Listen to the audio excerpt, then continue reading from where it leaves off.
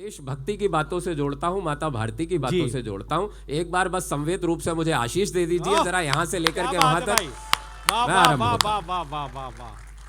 कि प्रश्न था कि भारती के पूजन में कौन क्या दे। वाह। माता भारती का पूजन हो रहा है।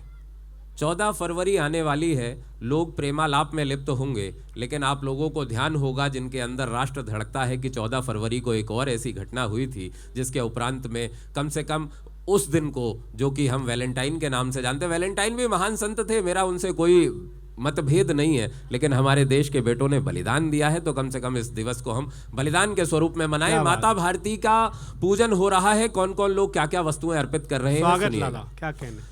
कि प्रश्न था कि भारती के पूजन में कौन क्या दे।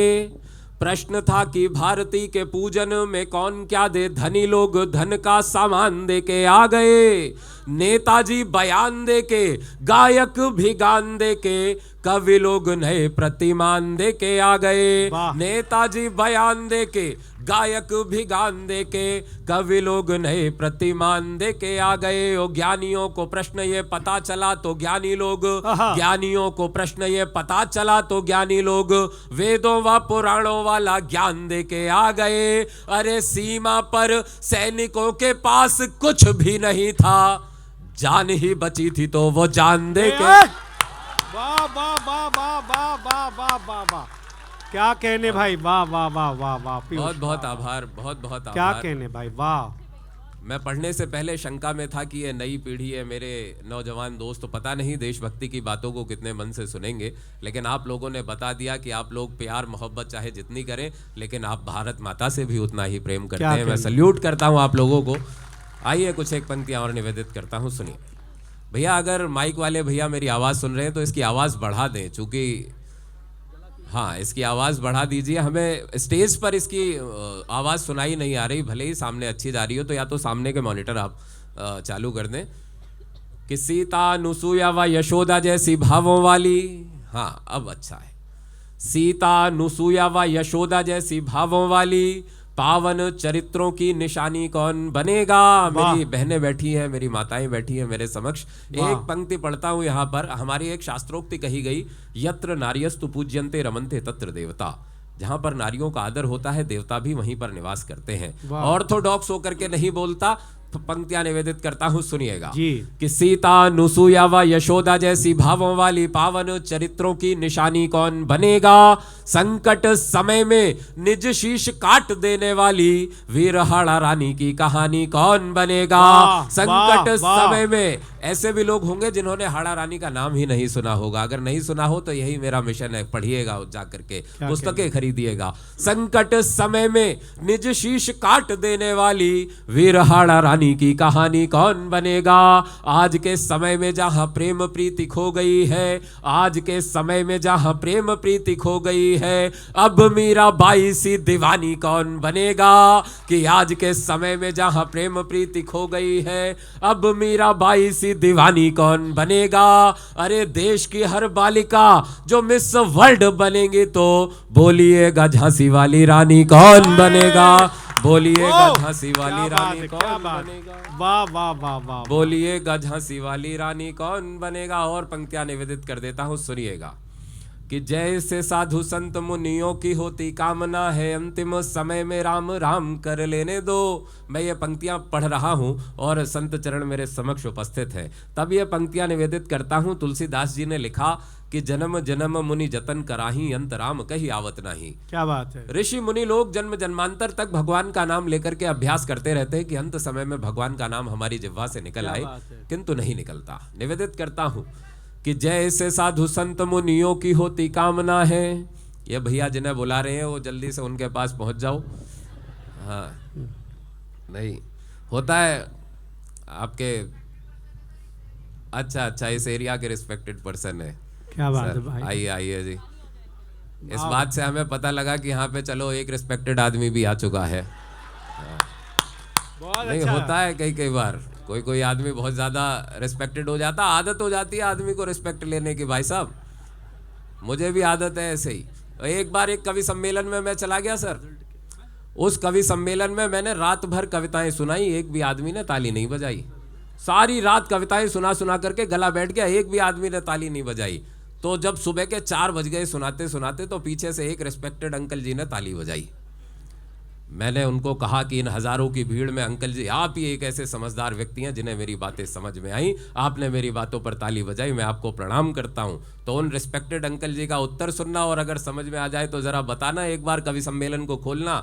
मैंने उन्हें प्रणाम किया, मैंने कहा कि बाबा जी बहुत बहुत धन्यवाद आपका, आप अकेले ऐसे व्यक्ति हो, आपको मेरी बातें समझ में आई, आपने मेरी बातों पर ताली बजाई। तो उन्होंने मुझे जवाब दिया कि बोले बेटा मैं तो अपना तम्बाकू कूट रहा हूं, वाह वाह वाह, तू तो लगा रहे। तो जब भी आपको कोई ऐसी बातें नहीं समझ में आई मेरी, तो अपना तम्बाकू ही कूटते रहना, मेरा भी भ्रम बना रहेगा कि मैं कुछ अच्छी कविताएं पढ़ रहा हूं। सुनिएगा। स्वागत भैया, क्या कहने। कि जैसे साधु संत मुनियों की होती कामना है, अंतिम समय में राम राम कर लेने दो। एक जवान का नाम लेता हूं, अमर जवान हेमराज। क्या किसी ने नाम सुना है उनका? जी जी, 2 हाथ उठे, 1 हाथ इधर भी। अमर जवान, जो नई पीढ़ी बैठी है मैं उनको बता देना चाहता हूं, अमर जवान हमारे देश का वो बेटा जिसका सर काट करके ले गए थे पाकिस्तान के सैनिक। उस बेटे का सर काट करके ले गए पाकिस्तान के सैनिक। तो मेरे मन में एक प्रश्न आया कि यदि उनको मारना ही था उस देश के बेटे को, तो केवल गोली से मार दिया होता, शव तो पूरा छोड़ जाते, सर काट करके ले जाने की क्या आवश्यकता पड़ी। इस प्रश्न ने मेरे मन में खलबली मचाई, तो इस प्रश्न को मैंने मंच के समक्ष रखा, और जो मुझे भैया ने उत्तर दिया वो उत्तर आप तक पहुंचाता हूं। भैया ने बताया कि वो कायर पाकिस्तान के सैनिक इसलिए हिंदुस्तान के बेटे का सर नहीं काट करके ले गए क्योंकि वो उसको मारना चाहते थे, बल्कि वो धूर्त पाकिस्तानी इसलिए हिंदुस्तान के बेटे का सर काट करके ले गए ताकि वो ये जान सके, ये पता लगा सके कि हिंदुस्तान के बेटों के सरों में ऐसी कौन सी बात होती है जो कि कटना तो पसंद करता है लेकिन झुकना पसंद नहीं करता। जिंदाबाद। क्या तब निवेदित करता हूं वाह वाह वाह वाह कि जब पाकिस्तानियों की तलवार हमारे देश के बेटे के गर्दन पर चल रही होगी, उनके मन में क्या विचार आए होंगे, क्या कामना की होगी। जिस समय पर गर्दन पर तलवार चल रही होगी क्या विचार आया होगा, निवेदित करता हूं, सुनिएगा। कि जैसे साधु संत मुनियों की होती कामना है अंतिम समय में राम राम कर लेने दो, वैसे सीमा पे खड़ा जवानी यह चाहता है शत्रुओं के काम को तमाम कर लेने दो। वैसे सीमा पे खड़ा जवानी यह चाहता है शत्रुओं के काम को तमाम कर लेने दो। और शत्रु जब गले पे चलाने लगे तलवार, शत्रु जब गले पे चलाने लगे तलवार, हेमराज बोले एक काम कर लेने दो। वो क्या कामना रही होगी उनकी जिस समय पर तलवार चल रही होगी, सुनिएगा। कि शत्रु जब गले पे चलाने लगे तलवार, हेमराज बोले एक काम कर लेने दो। कि सर मेरा काटते हो काट के ले जाओ, पर मुझको तिरंगे को प्रणाम कर लेने दो, मुझको तिरंगे को प्रणाम कर लेने दो। और 4 पंक्तियां निवेदित कर देता हूं, उसके उपरांत अपना स्थान लेता हूं, सुनिएगा। अभी मैं लौट करके आ रहा था तो एक प्रसंग मुझे मनु गुड़िया ने बताया होली के बारे में मुझे, और होली आने भी वाली है तो एक छंद और याद आ गया। जवानों के ही हम सभी लोग होली मनाते हैं, त्योहारों पर छुट्टी पर जाते हैं, जिस भी संस्थानों में हम काम करते हैं वहां से। जी गुड़िया, ये जो भी लोग व्यवस्था में है, मेरी बिटिया, हाँ अभी नहीं ध्यान गया, कोई नहीं, वो शायद ज्यादा जरूरी बातों में तल्लीन है, खैर कोई बात नहीं। बच्चे आप जरा शोर कम मचाएं क्योंकि आप लोग व्यवस्था बनाने वाले लोग हैं, अगर आप ही व्यवस्था बिगाड़ेंगे तो कैसे चलेगा। ये बड़ी आप लोगों की यहाँ पर उपस्थिति ना इतिहास में दर्ज होने वाली है। ये बात मैं मजाक में नहीं कह रहा। आज के दौर में बुक के नाम पर केवल फेसबुक रह गया है युवाओं के हाथ में। ऐसे दौर में आप लोग किताबों को बचाने के लिए खड़े हुए हैं, किताबों के मेले में खड़े हुए हैं। ये वाकई में आप लोग विशेष है जो कि पुस्तकों के मेले में आप सम्मिलित हुए हैं। मैं निवेदित कर देता हूँ 4 पंक्तियाँ। होली पर हम लोग, आप लोग जहाँ पर भी काम करते हैं, हमें छुट्टियाँ मिल जाती हैं साहब, हम अपने परिवार के साथ में होली मना लेते हैं। मुझे एक बार मैंने अपनी कल्पना में, अपनी इमेजिनेशन में एक देश के जवान से बात की और मैंने उससे पूछा कि ये कैसी नौकरी कर ली कि तुम्हें छुट्टी नहीं मिलती। बड़ा बुरा लगता होगा ना ये फौज की नौकरी करके कि हमें छुट्टियां नहीं मिलती। वाह। उस देश के बेटे का उत्तर सुनना। 2 पंक्तियों में मेरा प्रश्न है और 2 पंक्तियों में उनका उत्तर, और भरपूर आशीर्वाद के साथ में विदा करना। स्वागत। कि एक बार देश के जवान से ये पूछ लिया, आप लोग होली पर घर नहीं जाते हैं?